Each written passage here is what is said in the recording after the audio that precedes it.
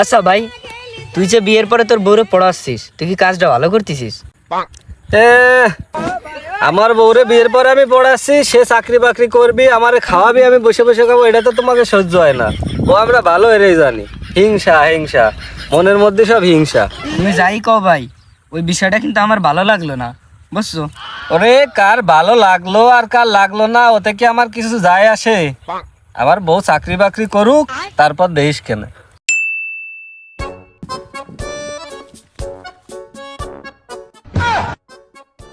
এই কিরে, তোমার গলায় ও হাত দিয়ে রয়েছে কে? তুমি না আমার বউ, ও তোমার গলায় হাত দিছে কে?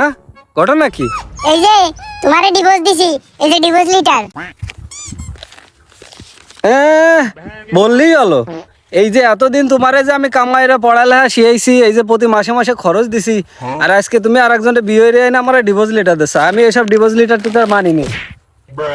ও মাতার ইচ্ছা, তুই মানলি মানে, না মানলি না মানে। তুই কিন্তু জানিস আমার দেন মোহরে 7 লাখ, এই 7 লাখটা তুই দিবি। ভাই আমাকে বিয়ে মানিয়ে নে, নইলে তোর নামে নারী নির্যাতন কেস দেব। যাও, মাইনে নিলাম।